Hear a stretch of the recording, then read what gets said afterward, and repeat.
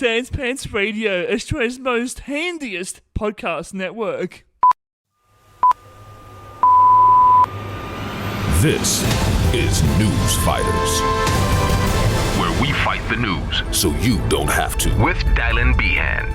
Yes, hello fighters, Dylan Behan here. Welcome to Newsfighters for today, February the 10th, 2021. Joining me later in the episode to talk through the news of the week is ex-Tonightly writer and Raw comedy winner, Bec Melrose. Man, I miss the days where you couldn't just nah science. Like, do you remember encyclopedias? You couldn't just go nah. Yeah, nah.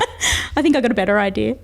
But first, let's catch up on some wacky headlines from the past week. Pharmacies will be able to administer the COVID vaccine under a new plan being developed by the federal government. 5,800 pharmacies across the country will be given the option to administer the jab, starting with people over the age of 50 from May. Yes, finally from May, you should be able to pop down to your local chemist warehouse for a 200 pack of paracetamol, a bottle of the Shane Warne fragrance, and a COVID vaccine. Unfortunately, the COVID vaccine will be right on the top of their very tallest shelf, so sorry, Grandpa, if you can't reach it, no vaccine for you. And this pharmacist on the news seemed very excited to be injecting people. Nearly every pharmacy will want to be involved in this because we love our patients. Thanks, mate. I'll just grab the jab and go if that's all right. I don't want to hang around any longer than I have to.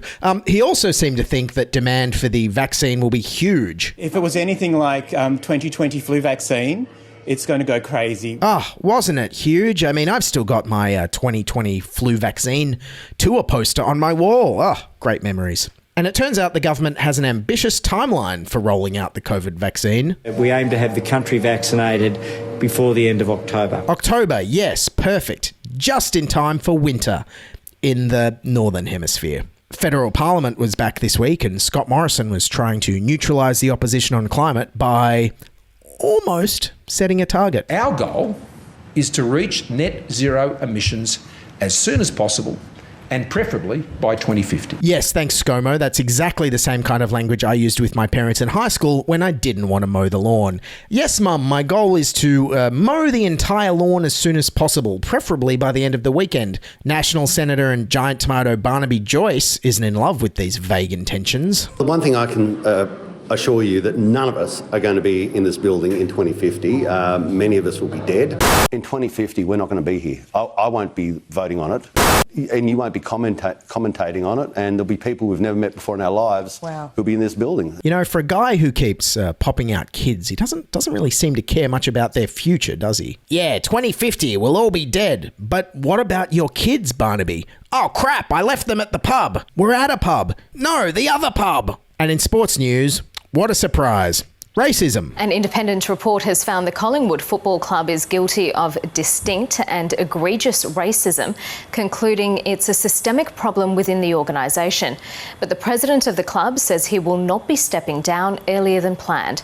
Instead, Eddie Maguire has called this a historic and proud day for the club. This is an historic and proud day for the Collingwood Football Club. So I am extremely proud. Proud, Eddie? There's nothing to be proud about with racism. You don't come out to your friends as an out loud and proud racist.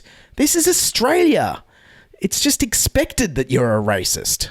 After copping a lot of criticism for the comments, Eddie Maguire apologised. But then there was more bad news. Channel 9 says he won't be stood down from hosting its game show. Yes, it turns out racism in the AFL is a bit like Millionaire on our TV screens. If you've done it more than 2,000 times over the last 20 years, what makes anyone think that you'd stop doing it now? Okay, now I'm not sure if you've been paying any attention to the news lately, but there's been this thing called the coronavirus.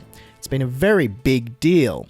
And this week marks a year since it got its official name. The deadly strain that's now responsible for more than 1,100 deaths, mainly in China, has been given an official name: COVID-19.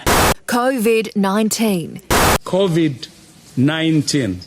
The name is a contraction of coronavirus disease 2019. Yes, hard to believe that before that we just referred to it as SARS-2 electric booger flu. Okay, so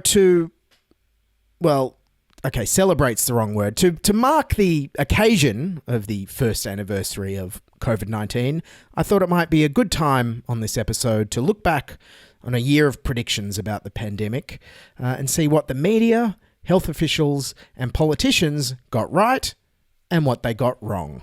Anyways, let's start by going all the way back to the very beginning. Over my summer holidays, I went through my vast news recordings collection, and I think I managed to find the very first mention of the coronavirus on Australian TV. Now, this clip is from the ABC News channel. It was during the day on January 10th, 2020. Now, as we watch it, let's see what they got right and what they got wrong as we play along with my new favourite game, Pandemic Predictions. The World Health Organization says a mysterious new virus detected in the Chinese city of Wuhan is likely to be from the same family that produced the deadly SARS and MERS outbreaks. The virus has been identified as a coronavirus in some of the affected cases. There's still a lot of work being done to try to work out exactly what this coronavirus strain is. It doesn't appear at this stage to have had any of the concerns about there being any person-to-person transmission of this virus, and there also doesn't appear to be any mortality linked to any of the cases that have been affected by the virus. Oh, so close. Yes, the ABC there receiving -1 point with its January the 10th coronavirus predictions. Now, the very next mention I could find was from SBS World News 2 nights later on January the 12th. Let's see how they went. Perhaps the single most reassuring fact about this outbreak is that there is no evidence yet that the new virus has spread from one person to another, say Chinese officials. But just how fast is the new virus spreading? So far, not very, say Chinese officials. While there have been over 40 cases in December, medics haven't seen cases rise since. Oh, yes, SBS World News receiving -3 points there. Oh, how little did they know.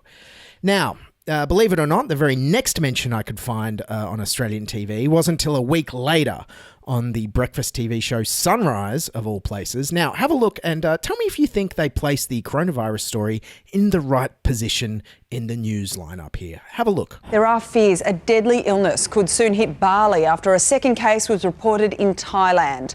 The mysterious SARS-linked virus has already claimed 2 lives in China following a breakout in Wuhan. Indonesian authorities are now screening all visitors who enter the country. A remarkable video of a toddler riding a hoverboard has sparked fierce debate online. Oh, yes, I would have loved to have been at the Sunrise Rundown meeting that morning. So do you think we should put the kid riding the hoverboard before or after the deadly mystery illness?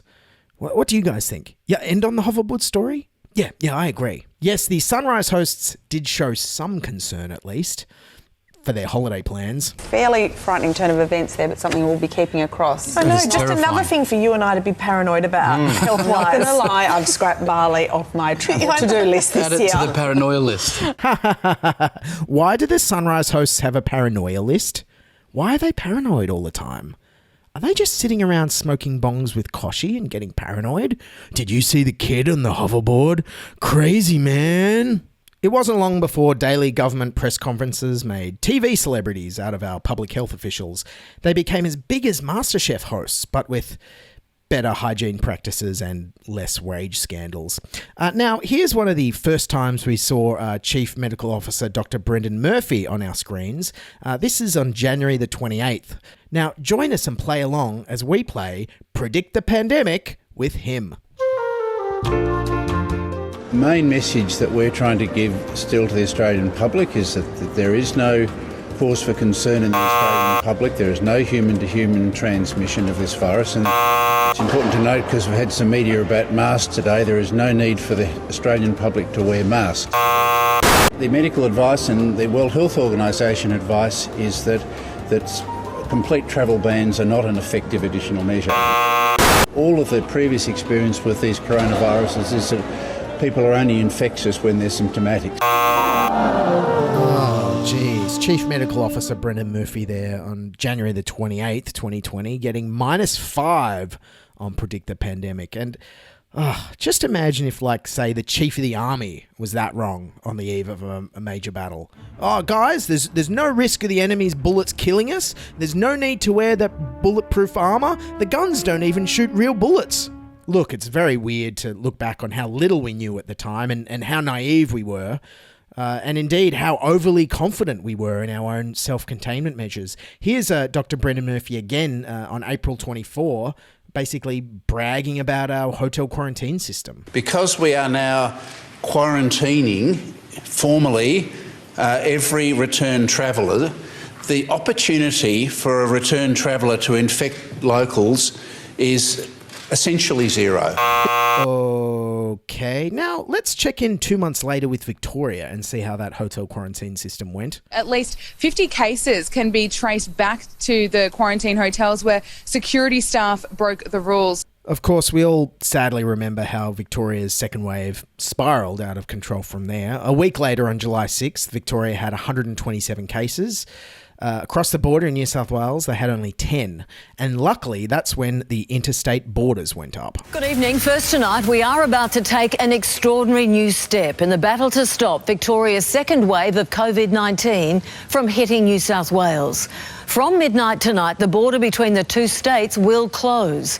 Victorians are now effectively living on an island, cut off from every state and territory in the country. Yeah, I mean, Wodonga really wasn't worth visiting before you needed a permit. Now it was really not on my list. And then, less than a month later, on the 2nd of August, the daily numbers in Victoria had sadly increased fivefold. The state reported 671 new cases overnight. New South Wales recorded another 12 infections. Of course, it seems obvious with hindsight that the closing of the borders is really what stopped the second wave escaping out of Victoria. And luckily, the other states were not subjected to the hundreds of deaths or the 111-day lockdown that Victoria had to endure.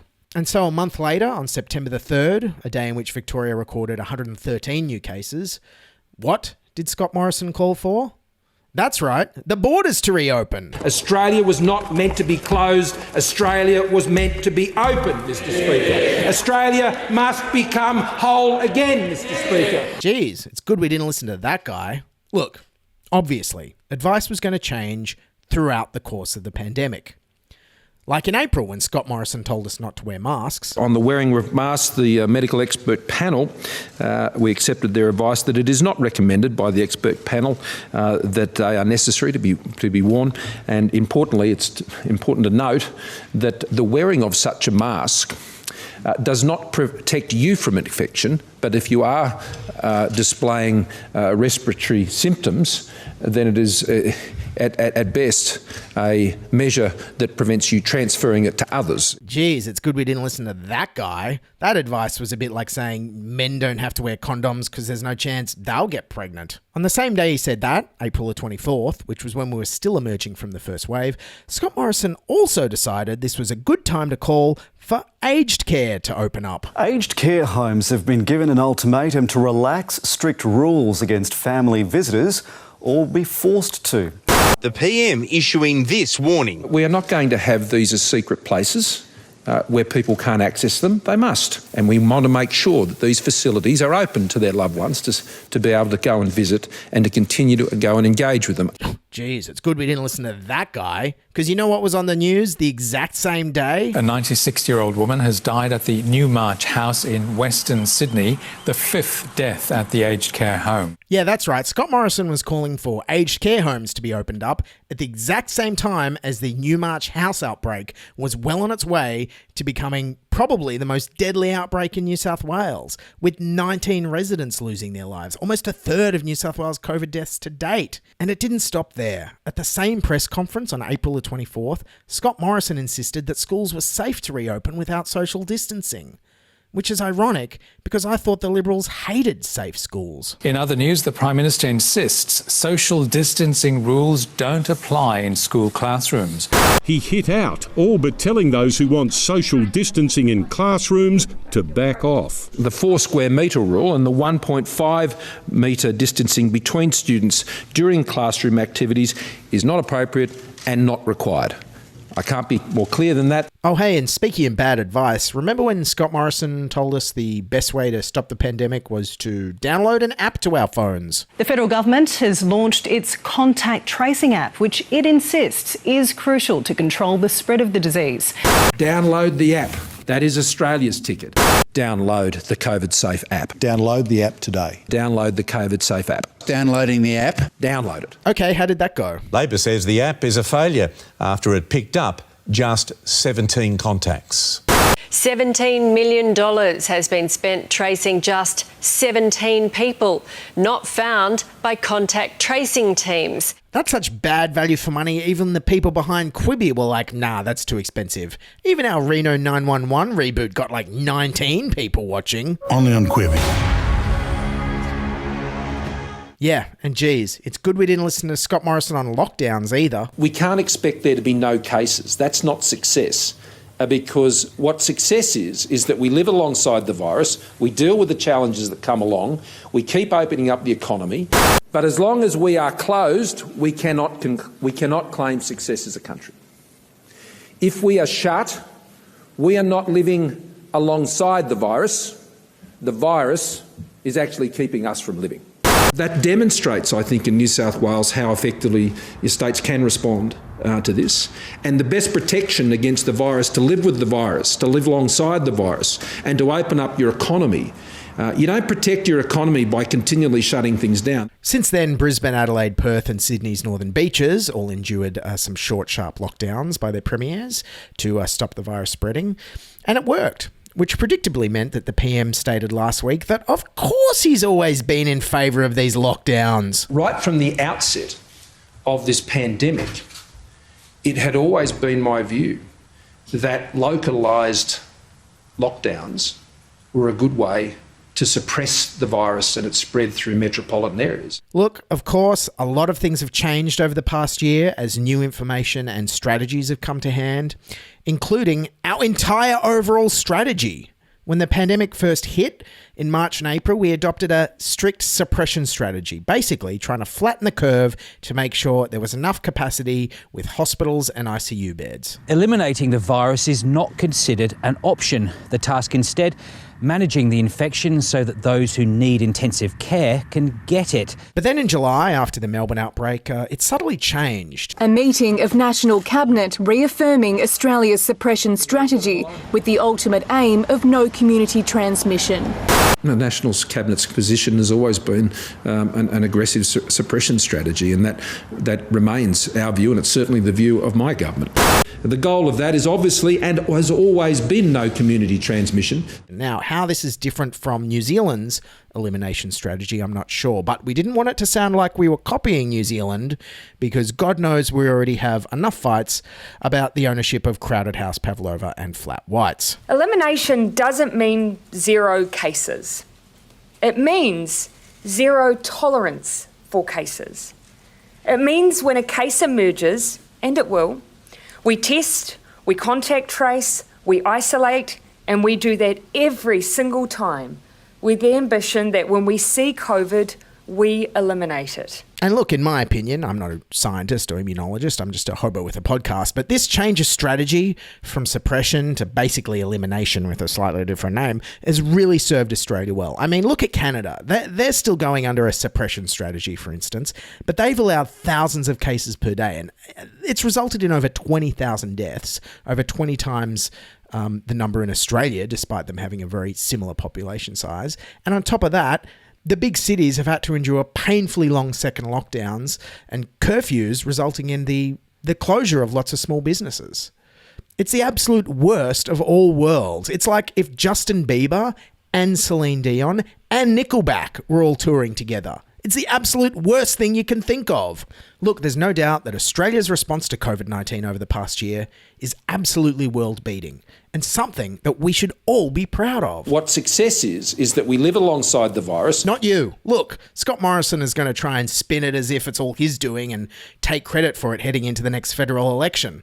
But ultimately, I think it was more a result of our state premiers taking action and competing against each other for who would have the lowest case numbers and the safest state, and then sledging each other all at the same time. Interstate rivalries intensify as the relationship between the New South Wales and Queensland premiers hits a new low.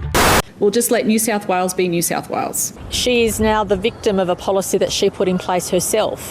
I just urge the New South Wales government and people in New South Wales to look outside of New South Wales of what other states and territories are doing in order to crush and kill the virus. It was kind of like rugby league state of origin, except with all the states competing, a few less concussions, but as usual, ignored by the entire world's media. So in conclusion, geez, it's good the state premiers didn't listen to this guy. You don't protect your economy by continually shutting things down. Australia was not meant to be closed. Australia was meant to be open. We can't expect there to be no cases. That's not success.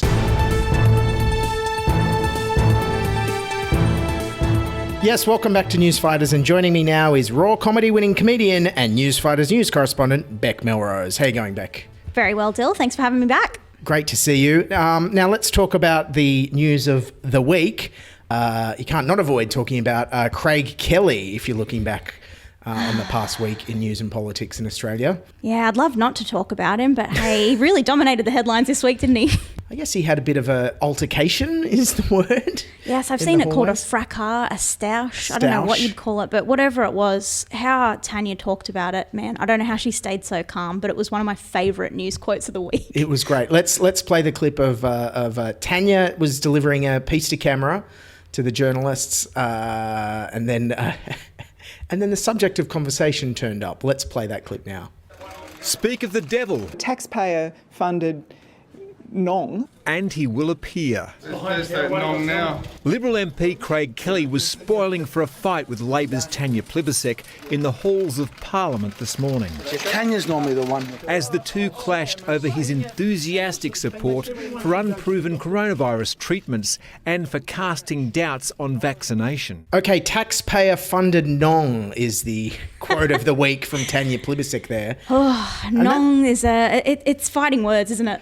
Look, the dictionary defines a Nong as a foolish or stupid person, so I would argue there are a lot of taxpayer-funded Nongs. It's been like, he's like a personification of all your uncle's Facebook posts come to life. It's been unbelievable watching him this week. He is. And huge as well. Like, I know they said Scott Morrison, took him aside and read the riot act to him, but I think part of the riot act is like, can I have some of your followers? Like, yeah, right. He's so huge on social media. Imagine getting roused on by ScoMo. I get the impression that he's the kind of parent that behind closed doors would be like, oh, come on, mate. You know, pull your socks up. It wouldn't have been a dressing down. But it also would have been like, now you should stop doing this thing you're doing that's incredibly popular. Like, it would have been like, nudge, nudge, wink, wink. Little wink. Keep it up, because all those Facebook followers, now it's the conspiracy theories, but come election time, it'll be, election propaganda and memes and election ads and stuff. So, he's just like, build up the Facebook following before the election. Yeah, don't do anything to get them to leave your Facebook. They're going to come in handy. Which brings me to my next point. Should all the MPs be posting conspiracy theories now just to try and boost their followers? Well, it seems to be working for them. Why not? What kind of conspiracy theories would you like to see people post? Oh, I reckon the more batshit, the better. It seems to be that's what's working for him. So, I don't know, pluck something from the air. Moon landing, why not? Yeah, fake the moon. Yeah, we just want to see, Albo saying the moon landing is faked. It could help. You've got to give it a try. I mean, you don't seem to get any punishment for it. Yeah. It only builds up your follower base. I noticed Josh Frydenberg is a regular poster of conspiracy theories about tax cuts boosting the economy, which to me is just batshit crazy. But that might as well be a conspiracy theory. Yes, so ScoMo gave Kelly a dressing down this week, and they're worried he may lose his Liberals pre-selection, but there might not be the end of the parliamentary career for Craig Kelly. Yeah, the National Party stepped up and kind of slyly offered to say that they'll take him in if things don't work out with the Libs. But I just don't think he's enough of a poet. Kat is really leading the way in the poetry. Imagine him being interviewed about Craig Kelly joining the party and everyone's entitled to their conspiracist proclivities. May 1,000 hydroxychloroquine doses bloom, but I ain't spending any time on it. It's just not going to be quite the same. I mean, the Nationals are famously anti-climate science, so just bring in all the anti-science people. Yeah, why not? Man, I miss the days where you couldn't just nah science. Like, do you remember encyclopedias? You couldn't just go nah. Yeah, nah. I think I got a better idea. Yeah, imagine in school. Nah, sorry, miss. Evolution's your theory. But my auntie posted. Yeah. H2O? I don't think so. That's not. Sounds like a chemical to me. Yeah. Moving on, the other big story of the week, of course, was the vaccines are coming. Thank God. And Scott Morrison was saying that Australia has secured 10 million more Pfizer doses, which means we now have 150 million doses for a nation of 26 million people. Do you think this is enough, or should we double down and get 150 million more? Oh, why not? Like, I mean, if some people's fridges fail, you want to have some backups, don't you? Yeah. Will they just turn into like Domino's $5 pizzas?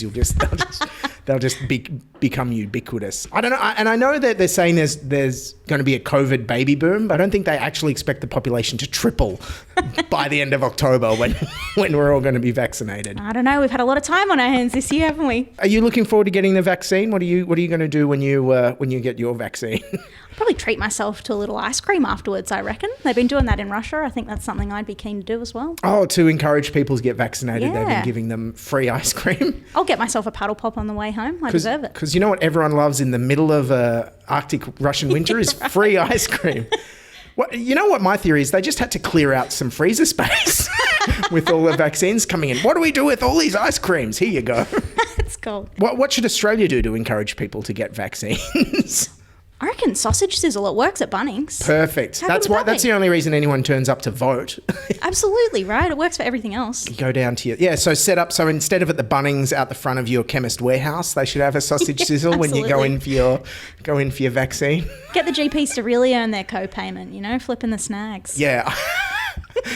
Yeah, no one would want the I got a vaccine Band-Aid thing. They'd just turn up to work with a half-eaten sausage sizzle, and your mates would be like, "Oh, you got the vaccine today. Did you get onions with it?" It's the best part. You can't miss out the onions. You got to have the onions with your COVID vaccine sausage sizzle. Bugger the antibodies. I'm all in it for the sausage sizzle. And the Olympics are back in the headlines. Are they happening? Are they not happening? Yeah, the Olympics are back on. They've issued a playbook to try and help out with COVID, which includes rules like no cheering, only clapping, no singing, no hugs, no high fives, but nothing really on preventing the virus from actually spreading. Yes, they also said no quarantining and no Exactly. vaccines required. Yep, so I don't know if no high fives is going to cut it. So what are they going to do when someone wins a gold medal? You're just going to stand there and go, humph. Cheer with your mouth closed. Can't even sing the national anthem. What a shame. Yeah, can you even mouth the words? How are they gonna everyone put will the be medals wearing on? masks, won't they? Of course. Will they be wearing masks on the dais as they get their medals? Yeah, you can't even lip sync, can you? No. No kind of RuPaul. That'll make covering the lip syncing at the opening ceremony a lot easier, though. Yes, that's very true. If you're a pop star, you're in luck. Yes, exactly. How are they going to present the medals? Can't even put a medal on someone's neck. I think maybe those clasper things they pick up garbage with in the park. Maybe they'd hold the medal, pass the medals to the winners with that. Imagine training your whole life to have a garbage picker-upper put on your medal. Or it's Japan. Maybe I saw they have the room service robots in Japan. Maybe they'll have the little Roomba robot things deliver the gold medals to it fell in the pool. Damn. Yeah, the Roombas, they're not effective. It's just going to be in a corner bashing back and forwards on a wall. All right, thanks for wrapping up the week there, Bec. For those of you who want to check out more of our banter, we're doing a special February bonus episode on Sans Pants Plus where we relive the episode Bec hosted of Newsfighters a year ago when we first talked about coronavirus. Good memories. Oh, yes, we were so naive, weren't we? It's very, very funny, and the episode is very weird to listen back to today. Yes, so I can attest. We'll be talking about that and playing the episode in full with some outtakes, which people haven't heard before. So make sure you tune in for that. And Bec, where can people catch you? They can follow me on Instagram. Until then, I have no shows to plug. Yes. Well, hopefully, Sydney comedy is going to return to pre-pandemic levels soon, which still wasn't very good. So hopefully we can exceed that and get some more gigs. Everything's crossed. All right. Thanks again, Bec Melrose. Thank you. Thanks. Okay, that's Newsfighters for today. It was written, presented and produced by me, Dylan Behan, for Sans Pants Radio. A big thank you to Bec Melrose for stopping by. For our full chat, check out the extended interview and our upcoming monthly bonus episode on Sans Pants Plus. Quick reminder, like us on Facebook, Twitter and subscribe on YouTube. Keep fighting and bye for now. This is Newsfighters, where we fight the news so you don't have to.